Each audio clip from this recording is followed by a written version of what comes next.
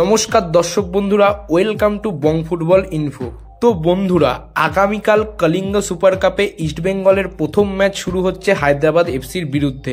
তো এই ম্যাচে ইস্টবেঙ্গলের লাইন আপ কী হতে পারে এবং ফরমেশন কি হতে পারে সেটা নিয়ে আমরা এই ভিডিওতে কথা বলবো। তো তোমাদের কাছে একটাই রিকোয়েস্ট করব, ভিডিও শেষ অবধি থাকার।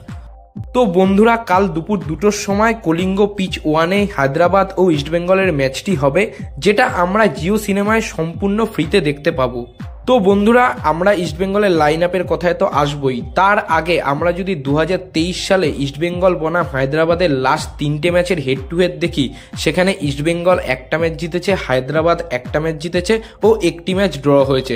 অর্থাৎ তাদের দুজনের রেকর্ড কিন্তু 2023 সালে সমানই ছিল।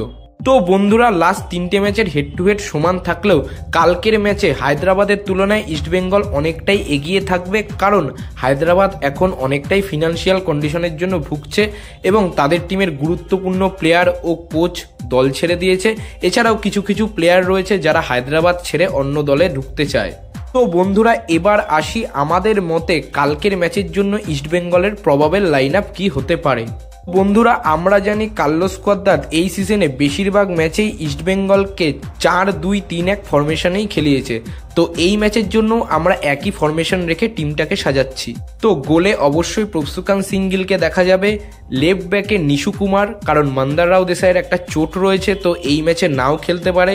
দুটো সেন্ট্রাল ব্যাক হিসেবে থাকবে হিজাজি মাহের ও পার্দো, আর রাইট ব্যাকে আমরা এডুইন সিডনি ভ্যান্সওয়ালকে দেখতে পারি, কারণ তাকে আইএসএল এর একটা ম্যাচেও দেখা যায়নি। এই ম্যাচের জন্য কোচ তার ফর্ম কিরকম আছে তাকে নামিয়ে দেখলেও দেখতে পারে। এবার যদি আমরা মিডফিল্ডারের কথায় আসি, তাহলে দুটো ডিফেন্সিভ মিডফিল্ডার হিসেবে সৌভিক চক্রবর্তী ও সাউল ক্রেসপোকে দেখা যাবে। অ্যাটাকিং মিডফিল্ডে অবশ্যই বোর্জা হেরেরা, আর লেফট মিডফিল্ডে নন্দা কুমার শেখর ও রাইট মিডফিল্ডে বিষ্ণুকে দেখা গেলেও দেখা যেতে পারে।